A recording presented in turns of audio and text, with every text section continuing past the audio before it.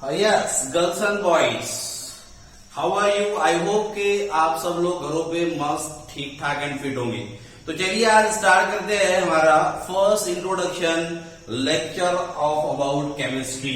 यानी आज का जो लेक्चर है ये है इंट्रोडक्शन ऑफ केमिस्ट्री। केमिस्ट्री का अपन इंट्रोडक्शन देखते हैं बेटा ऐसे। तो today we are discussing about the introduction about chemistry. हम ये देखते हैं कि केमिस्ट्री ये चीज आई कहां से है। तो chemistry is the branch of science. Chemistry जो है बेटा ये एक साइंस का सब्जेक्ट है, क्योंकि हम सब लोग जानते हैं कि अब जो एडमिशन लेने वाले हैं वो साइंस में लेने वाले बेटा। अब अगर किसी ने पूछा कि what is science, what is the meaning of science, how to define the science, आपने साइंस से एडमिशन तो ले लिया है, लेकिन क्या आपको साइंस इस शब्द की मीनिंग भी पता है? क्या आप साइंस को डिफाइन भी कर सकते हैं? Who is the father of science? ये सब के सब क्वेश्चंस हमारे माइंड में अराइजेज होना चाहिए और इन सब के आंसर भी हमको पता होना चाहिए। तो सबसे पहले स्टार्ट करते हैं अपन इसको देखने से पहले, केमिस्ट्री पे आने से पहले हम सबसे पहली चीज देखते हैं कि व्हाट इज साइंस। क्या साइंस ये किस बला का नाम है? तो साइंस कोई बला नहीं है, बल्कि तो साइंस का मीनिंग होता है नॉलेज। साइंस का मीनिंग क्या होता है? यस, सही सुना आपने, साइंस का मीनिंग होता है नॉलेज। अब अगर बात करें कि अपन साइंस को कैसे डिफाइन करेंगे, what is the definition of science, तो साइंस को अपन अगर डिफाइन करें बेटे तो साइंस को इस तरीके से डिफाइन किया जाएगा कि the gain of knowledge, the gain of knowledge, the gain of knowledge by study and observation is known as the science. Science की डेफिनेशन है कि अगर हम नॉलेज को गेन करते हैं by the gain of knowledge by study और observation is called is known as the science. इसको साइंस कहा जाता है। क्या मतलब? तो मतलब ये हुआ जैसा कि आप सब लोग जानते हैं Newton law of gravity. Newton uncle एक पेड़ के नीचे बैठे थे, यस वो पेड़ एप्पल का था, और देखा उन्होंने कि भाई पेड़ से एप्पल नीचे गिरा। गिरने के बाद में मन में आशंका ये पैदा हुई कि क्या ये एप्पल नीचे ही क्यों गिरा? जैसे कि अगर मैं और आप और तुम होते और हम भी हमारे जैसा कि अमरावती शहर की बात करें तो बेटा अपने यहाँ जो है वो मैंगो होती है या ऑरेंज होता है, संतरा। ऑरेंज अपन किसी पेड़ के नीचे बैठे होते हैं, ऑरेंज नीचे गिरता और हमारे मन में भी ख्याल आता, अपन किसी से पूछते कि भाई ऐसा क्यों हुआ, तो कोई भी दूसरा पर्सन अपने को ये बोलता कि तू मैक है क्या, तू बैड है क्या, समझते नहीं। देखो बोलेंगे कि भाई ऊपर से नीचे ही गिरेगा ना। लेकिन जो है न्यूटन अंकल ने इसके रिगार्डिंग कुछ अलग ही सोचा। क्या सोचा? तो भैया सोचा कि भाई ऐसा क्यों होता है, क्यों ऊपर से गिरने वाली चीज नीचे ही आती है, किसी चीज को फेंके तो वो नीचे क्यों आती है? उन्होंने उस पे जो बेटा उस चीज को ऑब्जर्व किया, जैसा कि मैंने भी डिफाइन किया था, गेन ऑफ नॉलेज। नॉलेज को प्राप्त करना कैसे? तो स्टडी करके, पढ़ाई करके या ऑब्जर्वेशन करके। साइंस कैसे आगे बढ़ता है? साइंस बेटा ऑब्जर्वेशन से तो आगे बढ़ता है।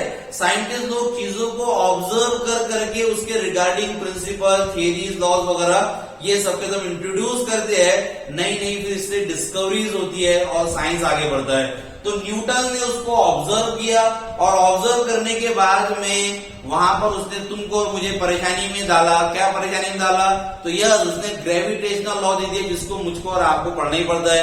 क्या कहता है ग्रेविटी? तो भाई जैसा कि ये लॉ ये कहता है कि अर्थ में एक तरह का ग्रेविटेशनल फोर्स होता है, यानी अट्रैक्टिव फोर्स होता है, खींचने वाला होता है, जो चीजों को अपनी तरफ खींचता है। तो यहां से वो कंक्लूजन निकाला, यानी साइंस इस तरीके से आगे बढ़ा। आई होप कि आपको ये चीज क्लियर हो गई। I repeat, what is science? तो what is the meaning of science? Science का मीनिंग होता है नॉलेज। डिफाइन कैसा करेंगे? The gain of knowledge by study and observation is called as the science. कैसे ऑब्जर्व करके चीजों को साइंस आगे बढ़ता है? न्यूटन का एक लॉ ऑफ ने उसके जरिए से आपको ये चीज क्लियर करवा के दी है। अब who is the father of science? तो साइंस का फादर होता है गैलीलियो। अगर नॉलेज की बात है, ये नॉलेज के लिए याद रखना कि साइंस का फादर गैलीलियो होता है। यानी साइंस जो चीज है, इस टर्म को इंट्रोड्यूस करने वाला जो था वो गैलीलियो नाम का एक शख्स था, इसीलिए वो पर्सन था, इसलिए बेटा इसको फादर कहा जाता है। चलिए अब ये हो गया साइंस। अब साइंस से अपन आते हैं केमिस्ट्री में। केमिस्ट्री में क्यों आए साइंस से, साइंस को क्यों देखा, तो according to your textbook of science, आपकी जो 10th स्टैंडर्ड की साइंस की पुस्तक थी, क्या आप लोग ये सोच सकते हैं कि भाई वो साइंस की जो किताब थी बेटा, टेक्स्ट बुक थी, वो कितने पार्ट में डिवाइड थी? हाँ, तो कोई बच्चों को ये कहना होगा कि सर वो 2 पार्ट में थी, और जिन्होंने डीपली सोचा होगा वो बोलेंगे नहीं सर वो 3 पार्ट में थी। यह तो दोनों की बातें सही है। पहले वाले जो जिन्होंने 2 में सोचा होगा वो 2 में ये बेटा कि physically they are appear in the 2 part, physically वो 2 पार्ट में दिखेंगे। First one is the part first, part second, but internally actually it is consist of 3 part. Yes, ये इंटरनली एक्चुअली 3 पार्ट में जो है वो डिवाइड थी, क्लासिफाइड थी।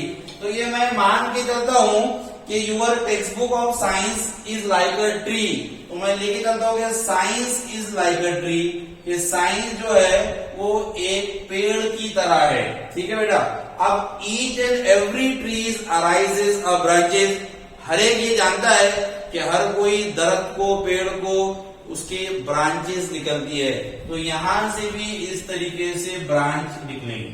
ठीक है, अब ये कौन कौन सी ब्रांच है, तो मेनली कंसिस्ट ऑफ बायोलॉजी। अब तुमने ये पढ़ा है कि वो टेक्स्ट बुक में एक पार्ट जो है वो बायोलॉजी का था, यस, जिसमें सेल वगैरह था, एक पार्ट बेटा फिजिक्स का था, और एक पार्ट था तुम्हारा प्यारा सा सब्जेक्ट केमिस्ट्री। यानी science is like a tree, मैंने साइंस को एक ट्री माना है, और वो ट्री से 3 ब्रांचेस निकले हैं। कौन कौन सी, एक है बायोलॉजी, एक है फिजिक्स और एक केमिस्ट्री है, और हम जिस ब्रांच के परिंदे हैं वो कौन सा है हमारा, वो केमिस्ट्री है। तो इसलिए पहले केमिस्ट्री पे आने से पहले मैंने थोड़ा सा साइंस के बारे में आइडिया दिया, एकदम बेसिक से लेके चल रहा हूं बेटा। आप चैलेंज है मुझे, मेरा आपको चैलेंज है कि YouTube पे जितने भी लेक्चर है वो पूरे लेक्चर आप टटोल ले, खंगाल ले, देख ले, कहीं पर भी यहां से इतने बेसिक से आपको बताने वाला कहीं पर भी नहीं मिलेगा। तो इंट्रोडक्शन का पार्ट अपन ने एकदम बेसिक साइंस से शुरू किया है कि साइंस के मतलब क्या होता है, साइंस की कौन कौन सी ब्रांच है, मोटी मोटी 3 ब्रांचेस अपन ने बताया बेटा, जिस पर हमारा सिलेबस निर्भर करता है। बायोलॉजी, फिजिक्स एंड केमिस्ट्री, यही मेन पार्ट होते हैं अपना। हम जिस पेड़ शाख के परिंदे हैं वो अपना केमिस्ट्री है। अब आते हैं हमारे केमिस्ट्री पर। अब ये केमिस्ट्री क्या है, तो थोड़ी केमिस्ट्री की हिस्ट्री देखते हैं, एंशिएंट पीरियड में जाते हैं, ये भी आपको एकदम बेसिक से बताऊंगा। ऐसा आपको कहीं पर भी कोई दूसरा चैलेंज है मेरा कि यहां से कोई भी आपको पढ़ाने वाला नहीं, इतने बेसिक से इतने डीप और डिटेल में मैं आपको बताने वाला हूं। तो चलिए कॉपी पेन लेकर भी ये चीजों को नोट भी करना, लिखना शुरू कर दीजिए ताकि आपके पास में स्टोर रहे। तो केमिस्ट्री जो ये शब्द है, द केमिस्ट्री इज ओरिजिन या derive from the Arabic word alchemy. ये जो केमिस्ट्री है वो अरबी लैंग्वेज का वर्ड अल्कीमी से आया है। The chemistry is come from the Arabic, अरबी कहते हैं ना, अरब में अरबी बोली जाती है, तो अरबी एक लैंग्वेज है, तो अरबी के शब्द अल्कीमी से बेटा ये लिया गया है। And the alchemy is come from the Greek word कीमिया, और जो अल्कीमी है वो एक ग्रीक लैंग्वेज का वर्ड है, इसका मतलब अल्कीमिया होता है। ठीक है, और उस दौर की अगर मैं एंशिएंट पीरियड की बात करूं तो अल्कीमी यानी कीमिया का जो मीनिंग लिया जाता था बेटा, उसका मतलब लेते थे ब्लैक मैजिक, ब्लैक मैजिक, या सही सुना आपने, ब्लैक मैजिक यानी काला जादू, काला जादू। अब सर यहाँ पर केमिस्ट्री में जादू वगैरह कैसा आया, उस वक्त के जो लोग थे बेटा, जिनको थोड़ा बुद्धिमान समझा जाता था, वो लोगों से पैसे ठगने के लिए, अभी भी अपने दौर में होता है, अभी भी अपने दौर में चीजें होती है, लोगों को ठगने के, उनसे पैसे जो है ठगने के लिए बेटा लोग जो है वो झाड़ फूक का और धागा टोने का इसका इस्तेमाल करते हैं। जैसे कि अगर मैं आपको एग्जांपल दूं कि किसी के आंख पर प्रेत आत्मा का साया है, अब मुझे उससे पैसे खींचने हैं भाई कि इसके आंख पे साया है, तो मैं क्या करूंगा, मैं केमिस्ट्री टीचर, मुझे केमिस्ट्री पता है, मैं नाइफ जो चाकू होता है वो चाकू को कैम्फर में बेटा, कैम्फर में डुबा दूंगा, उसको कैम्फर लगा दूंगा, और वो कैम्फर से लगे हुए चाकू को अब मैं जो है नींबू पर घुमाऊंगा, नींबू काटूंगा। अब ये जब कैम्फर लग दिया जाता है बेटा तो उसमें रिएक्शन होती है, और जो लेमन है, साइट्रिक एसिड, वो लाल कलर का हो जाता है। अब मैं वो सामने वाले पर्सन को बोलूंगा कि अगर तुम्हारे सर पे नींबू काटने पर वो लाल हो गया तो तुम्हारे पर आत्मा का साया है। अब आत्मा के साया को दूर करने के लिए इतने पैसे लगेंगे, ये लगेगा वो लगेगा, ऐसे पैसे ठगे जाते थे। इसलिए उस दौर में भी लोग इस चीज का इस्तेमाल किया करते थे, केमिकल्स का, इसलिए बेटा उसको ब्लैक मैजिक, काला जादू कहा जाता था। ठीक है। अब according to ancient period the alchemy यानी केमिस्ट्री इज डिफाइंड एज, कि इस दौर के हिसाब से, इस शब्द के हिसाब से जो केमिस्ट्री को डिफाइन किया गया था वो इस तरीके से किया गया था कि केमिस्ट्री जो है वो एक तरह का पावर है। मैं डिफाइन करता हूं अल्कीमी को, अल्कीमी इज डिफाइंड एज यानी chemistry defined as the power and art of transforming something common to something special, something common to something special. थोड़ा गड़बड़ में लिखा, राइटिंग स्पेलिंग मिस्टेक वगैरह देख लेना। ठीक है। तो साइंस क्या है? तो साइंस एक तरह का पावर है, एक तरह का क्षमता है, या फिर क्या है? आर्ट्स है यानी कलाकारी है। तो एक तो केमिस्ट्री, एक तो बेटा पावर है, ताकत है, क्षमता है, या फिर एक तरह की कलाकारी है। क्या पावर है, क्या कलाकारी है? तो कलाकारी है कि ट्रांसफर करने की, ट्रांसफॉर्मिंग यानी ट्रांसफर करना यानी बदलना, तब्दील करना, कन्वर्ट करना। क्या कन्वर्ट करना? समथिंग कॉमन, कोई कॉमन चीज को समथिंग स्पेशल में, किसी कॉमन चीज को किसी स्पेशल चीज में कन्वर्ट करने का जो पावर है, जो कलाकारी है, उस कलाकारी का नाम अल्कीमी यानी केमिस्ट्री है। ये ओल्ड डेफिनेशन है केमिस्ट्री की, यानी ये एंशिएंट पीरियड में केमिस्ट्री को इस तरीके से डेफिनेशन डिफाइन किया। और ये बात सच भी थी कि केमिस्ट्री बेटा अपना उस चीज का नाम है जो किसी कॉमन मामूली चीज को किसी स्पेशल चीज में कन्वर्ट करती है। बहुत सारे ढेरों लाखों हजारों अरबों खरबों इसके एग्जाम्पल है, लेकिन मैं आपको एक सीधा साधा मोटा सा एग्जाम्पल देके चलता हूं। जैसे कि आप सभी लोगों ने सुना होगा इस चीज का नाम NaCl। यस, बहुत सारों ने आंसर भी दिया, इस चीज का नाम है सर कॉमन सॉल्ट, जिसको अपन नमक बोलते हैं। क्या बोलते हैं? नमक। कितना भी अच्छा खाना बना लो, अगर उसमें नमक नहीं है तो खाने का मजा ही नहीं है। तो ये अपनी एकदम स्पेशल चीज है नमक। अब ये स्पेशल चीज कहां से बनी है? तो अगर कोई ये देखे कि भाई Na सोडियम प्लस क्लोरीन, इनको मिलाकर बना है NaCl, यानी इस कॉमन चीज को स्पेशल चीज में कन्वर्ट करने का और जो है पावर का नाम ही जो है वो क्या है? वो हमारा केमिस्ट्री है। अगर कोई ये सोचे कि काहे को NaCl को बनाते हैं, लैब में जाकर मैं सोडियम खा लेता हूँ, क्लोरीन खा लेता हूँ तो काम जमेगा क्या? नहीं, बल्कि वो इस दुनिया में नहीं रहेगा, वो ऊपर की दुनिया में प्रवास कर लेगा, ऊपर को चला जाएगा।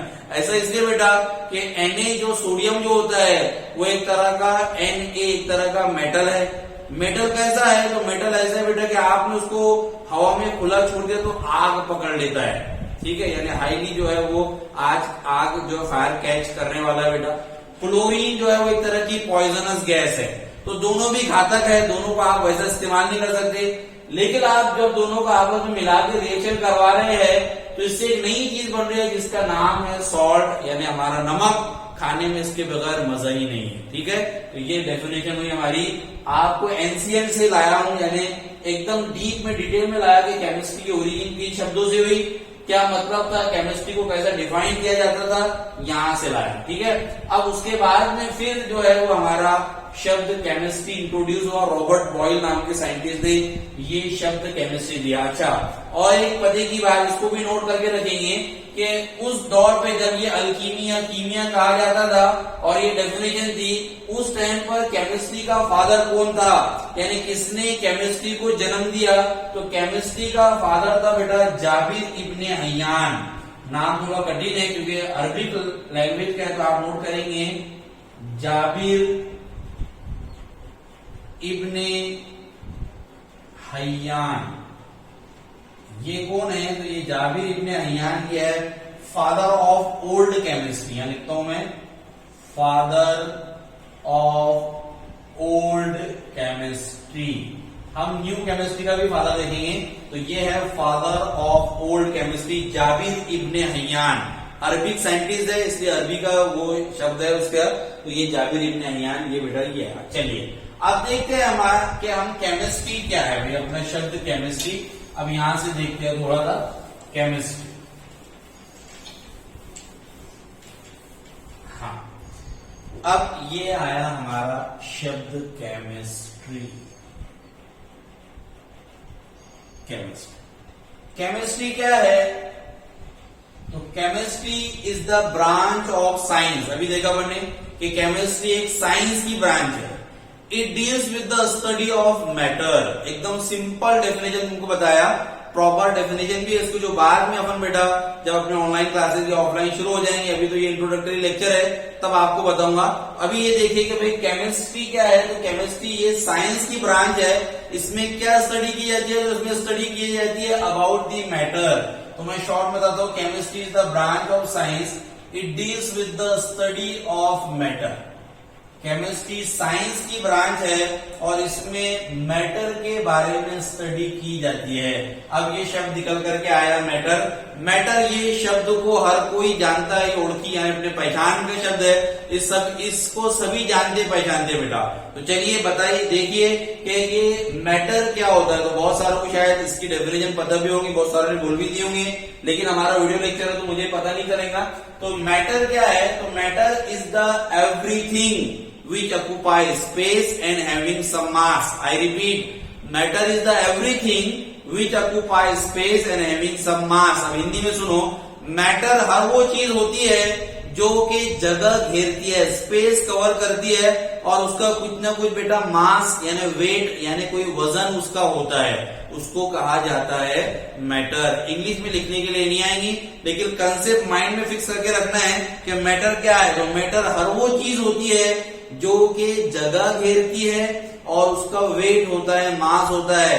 क्या इस हिसाब से मैं मैटर हुआ? यस। क्या आप मैटर हुए? यस। आप भी मैटर है, मैं भी मैटर हूं, क्योंकि मेरा वजन भी है, मैं जगह घेर के खड़ा हूं। आपका भी कुछ ना कुछ वेट है बेटा और आप भी जगह घेर के बैठे हैं। क्या ये पेन मैटर है? यस, ये भी मैटर है। क्या ये बोर्ड मैटर है? यस। समझ में आएगी। अपने पास की, इर्द गिर्द की, अपने सराउंडिंग की जितनी भी चीजें हैं जिनका वेट भी है, जो जगह भी घेरते हैं, उन सबको मैटर कहा जाता है। चलिए अब आगे बढ़ते हैं मैटर के रिगार्डिंग में कि भाई matter is fundamentally classified into how many types. Matter के कितने टाइप्स होते हैं? क्या आप लोग ये जानते हैं? यस, जानते हैं। बहुत सारों ने आंसर भी सोच लिया होगा कि मैटर जो है it consist of 3 part. Matter के 3 पार्ट होते हैं। Fundamentally matters are classified into 3 part. Matter जो है वो 3 तरीके से क्लासिफाइड किया जाता है। कौन कौन सा? Yes, first one is the solid, another one is the liquid and last one is the gas. तो मैटर को जो है वो 3 तरीके से क्लासिफाइड किया गया है, सॉलिड, लिक्विड और गैस। उससे पहले इन सबको डिटेल में बताने से पहले चलिए देखते हैं कि who is the father of chemistry, modern chemistry. Modern chemistry का फादर कौन है? भाई केमिस्ट्री के सब दो फादर कैसे? किसी एक के 2 फादर होते हैं क्या? नहीं, 2 नहीं होते हैं, बल्कि 2 ऐसे अपन बताते हैं बेटा कि एक होता है जन्म देने वाला और एक होता है उसको पाल पोस के बड़ा करने वाला। तो जाबिर इब्न हय्यान, इन्होंने केमिस्ट्री की ओरिजिन की, इन्होंने इसको जन्म दिया और उसको जो बेटा छोटे से बड़ा किया, ने जो परवान उसको चढ़ाया, वो चढ़ाया किसने? Antoine Lavoisier. तो ये है father of modern chemistry, Antoine लेवेजियर।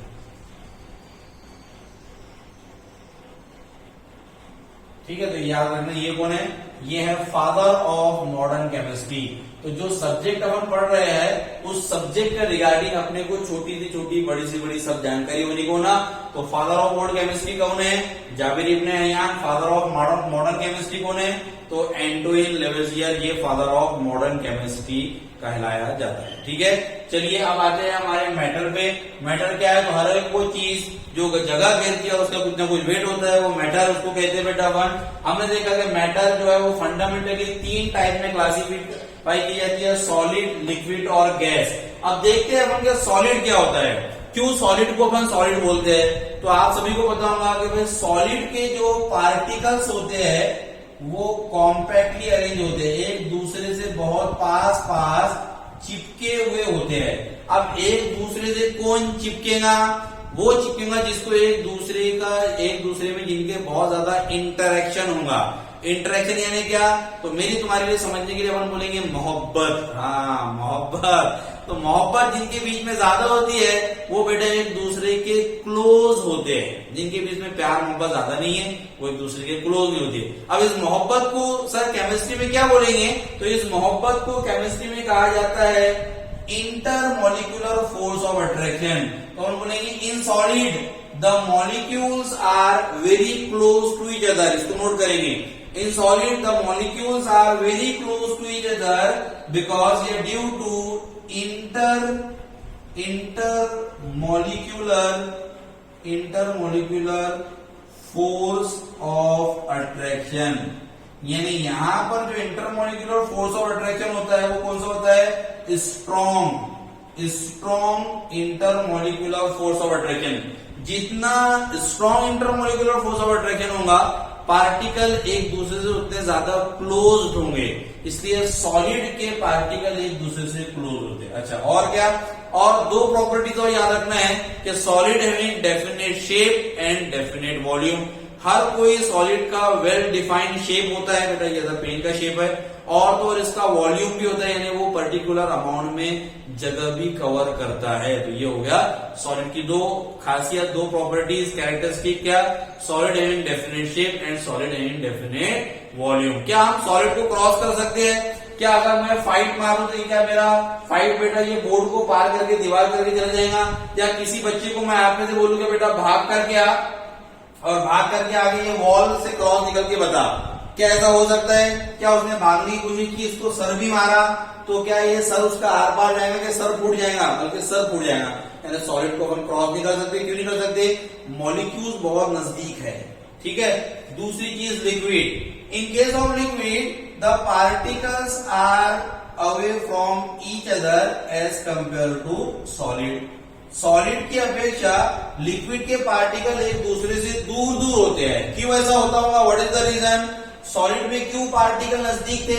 Solid में पार्टिकल इसलिए नजदीक थे कि क्योंकि उनके बीच में strong intermolecular force of attraction. मैंने पहले कहा जितनी ज्यादा मोहब्बत उतने पार्टिकल एक दूसरे से करीब। तो फिर लिक्विड में क्या होता होगा? यस, सही कहा, लिक्विड में जो है वो intermolecular force of attraction weak होगा एज कंपेयर टू किसके? सॉलिड के। तो मैं यहां बोलूंगा weak intermolecular force of attraction. Weak क्या? Intermolecular force of attraction. ठीक है। चलिए अब एक और बात करते हैं। क्या आपने एक कहावत भी सुन रखी होगी कि पानी रे पानी तेरा रंग कैसा जिसमें मिला दो वैसा। आई रिपीट, पानी रे पानी तेरा रंग कैसा जिसमें मिला दो वैसा। क्या मतलब हुआ? इसका मतलब ये हुआ कि वाटर की बात की जाए लिक्विड की, तो liquid they does not having definite shape, उसका कोई शेप नहीं होता है। हाँ, but they having the definite volume. मतलब 1 लीटर पानी, ये वॉल्यूम हो गया बेटा, 1 लीटर पानी को लूंगा। अब मार्केट में 1 लीटर पानी की हजारों, यानी अपन बोलेंगे कि भाई हजारों शेप की बॉटल्स है, अलग अलग शेप की कई सारे बॉटल जिसमें 1 लीटर पानी आता है। अब वो 1 लीटर पानी तो वॉल्यूम फिक्स हो गया, लेकिन अब मैं जिस शेप की, जिस आकार की बॉटल में, बर्तन में उस पानी को डालूंगा बेटा, वो पानी, वो लिक्विड उसी जैसा शेप, उसी जैसा जो है बेटा आकार को एडप्ट कर लेता है। इसलिए कहावत है कि पानी रे पानी तेरा रंग कैसा जिसमें मिला दो वैसा, यानी जिस आकार के बर्तन में मिला दो वैसा उसका बेटा शेप हो जाता है। ठीक है, ये हो गया लिक्विड। आखिरी चीज है gas. In gas the particle are far from each other. एक दूसरे से पार्टिकल बड़े दूर दूर होते हैं। ऐसा क्यों होगा? वेरी गुड, सही एकदम, कि यहां पर very weak intermolecular force of attraction होगा। इंटरमोलिक्यूल यानी मॉलिक्यूल्स के बीच का intermolecular force of attraction. Intermolecular force of molecule यानी क्या बेटा? जिससे मिलकर बना है। ये मॉलिक्यूल हो गया, ये मॉलिक्यूल हो गया, इनको बोला जाता है मॉलिक्यूल्स के बीच का फोर्स ऑफ अट्रैक्शन। तो मॉलिक्यूल्स के बीच का फोर्स ऑफ अट्रैक्शन एकदम कम होता है, इसलिए पार्टिकल बहुत दूर दूर होते हैं। अच्छा, एक और खास बात थोड़ी सी पते की, ये बेटा कि लिक्विड में हम चल सकते हैं, पानी में मैं और आप चल सकते हैं, अपन देखते हैं कि कहीं अपन स्विमिंग के लिए गए, हमको तैरना स्विमिंग नहीं आती है, हम इतने इतने पानी में उतर गए, ऊपर अपना दोस्त खड़ा था, मैं नीचे पैरों से चल रहा हूँ स्विमिंग पूल में, और उसको बोल रहा था, बोले मैं स्विमिंग कर रहा हूँ, हाथ ऐसे कर रहा, हालांकि मैं वो नीचे पैरों से चल रहा हूँ। यानी पानी में चल सकते, आप भाग के देखना गिर जाएंगे। क्यों गिरेंगे? क्योंकि इतनी गैप है, intermolecular force of attraction weak है, इतना वीक है कि हमको चलने की इजाजत दे रहा है। हम भागने की कोशिश करेंगे तो बेटा हम गिर जाएंगे। अब गैस की बात करें तो इंटरमोलिकुलर फोर्स ऑफ अट्रैक्शन इतना वीक है कि मॉलिक्यूल एक दूसरे से बहुत दूर दूर है, इसलिए हमको गैस का ना ही कोई डेफिनेट शेप होता है, ना ही कोई वॉल्यूम। हमने कभी गैस को नहीं देखा है ना, हालांकि दो गैस तो हमारे एकदम बिल्कुल करीब है। कौन कौन सी? सही सोचा होगा आपने, एक तो O2 जो अपन ले रहे हैं, एक CO2, लेकिन दिख रही है यहाँ पर H2O2, बाकी CO2, ऐसा हुआ क्या? नहीं। इसके अलावा भी nitrogen, sulphur dioxide, carbon monoxide, बहुत सारी गैसेस है। क्या कभी रूम में आने के बाद अपने को यहाँ दिख रहा है कि वो नाइट्रोजन ऑक्सीजन से कोने में बैठ के क्या बातें कर रही है, क्या गपशप कर रही? नहीं, कभी ऐसा नहीं दिखा है हमको। यानी गैसेस, हमको gases are present in everywhere, gases हर जगह प्रेजेंट है, लेकिन हमको दिखाई नहीं देते हैं। इसलिए we can do everything in gases state, इसलिए हम गैसेस स्टेट में बेटा नाच रहे, गा रहे, खा रहे, पी रहे, हर कुछ चीज कर पा रहे हैं। तो ये हुए 3 बेसिक फंडामेंटल स्टेट। क्या इसके अलावा भी और कोई फंडामेंटल, इसके अलावा भी कोई स्टेट ऑफ मैटर है? तो बेटा ये इनको बोला जाता है फंडामेंटल स्टेट। कौन सी? फंडामेंटल। इसके अलावा 2 एबनॉर्मल स्टेट है, एक है प्लाज्मा और एक है बोन्स आइंस्टाइन कंडेंसेट। तो 3 फंडामेंटल स्टेट है, 2 एबनॉर्मल स्टेट है जिसको प्लाज्मा और बीसी कहा था, ये अपने को है नहीं, ऐसा नॉलेज की याद रख ले। तो ये होती है मैटर के टाइप यानी classification of matter. I hope के क्लियर हो गया होगा। अब खास बात देखें तो ये बेटा कि हमारा केमिस्ट्री का क्या महत्व है। तो मैं ये बात बोलूं तो गलत नहीं है कि केमिस्ट्री जो है वो हर एक चीज में है, everything is chemistry except vacuum. Vacuum को छोड़कर ऐसी कोई चीज नहीं है जिसमें केमिस्ट्री नहीं है। क्यों? क्योंकि एक तो हमको जो चीजें दिख रही है वो सॉलिड है, सॉलिड है यानी मैटर है, मैटर यानी केमिस्ट्री है, यानी उसमें केमिस्ट्री है। लिक्विड, लिक्विड भी क्या है बेटा, अपने को देखेंगे तो लिक्विड मैटर, मैटर से बन गए तो उसके केमिस्ट्री है। गैसेस अगेंस्ट मैटर की टाइप, ठीक है, ये भी होता है। यानी एक तो चीजें सॉलिड है या लिक्विड है, ये गैसेस है, और ये तीनों चीजों, ये तीनों मैटर का, मैटर के टाइप्स है, और स्टडी ऑफ मैटर ये होता है हमारा क्या, केमिस्ट्री। तो मैथमेटिकली भी अपन ये प्रूव कर सकते हैं कि केमिस्ट्री जो है वो सब कुछ होता है ना। क्योंकि अपन ने देखा बेटा कि केमिस्ट्री यानी क्या, तो केमिस्ट्री यानी अपने देखा स्टडी ऑफ मैटर, मैटर के बारे में स्टडी करना, यानी केमिस्ट्री अपन पढ़ रहे हैं, यानी वो केमिस्ट्री है।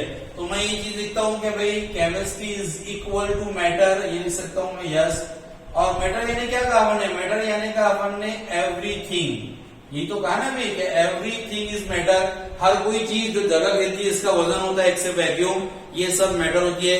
तो क्या मैथमेटिकली अपन ये प्रूव नहीं कर सकते कि केमिस्ट्री इज एवरीथिंग, केमिस्ट्री ही सब कुछ है? हाँ, यस कर सकते हैं। क्यों?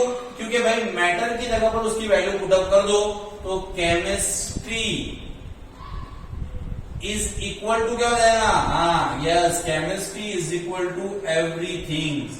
केमिस्ट्री हर कोई चीज है, ऐसी कोई चीज नहीं है जिसमें केमिस्ट्री नहीं है। अब बात करेंगे अपन अगले वीडियो लेक्चर में application of chemistry in day to day life, chemistry की हमारी रोजाना की जिंदगी में क्या इस्तेमाल है। सर आपने मैथमेटिकली बता तो दिया, अब इसके उदाहरण दो, एग्जांपल दो। तो अगले वीडियो में मिलेंगे बेटा, जिसमें अपन देखेंगे कि केमिस्ट्री की क्या क्या एप्लीकेशन है। तो बहुत डिटेल में अच्छे से देखिए, बड़ा मजा आने वाला है उसमें। बहुत जो है उसमें अपने रोजाना डे टू डे लाइफ के बहुत सारे एग्जांपल है, आप देखेंगे। उसकी स्लाइड भी बनाई हुई मेरे पास में, तो मजा आएगा। थोड़ा लेंदी 1 घंटे का लेक्चर है, वीडियो है वो, तो वो देखना ताकि उसमें मजा आए, आपको समझ में आए। चलिए यहाँ रुकते हैं अपन, कोई भी डाउट डिफिकल्टी हो तो आप पूछ सकते हैं बेटा। चलिए, ओके, थैंक्स, बाय।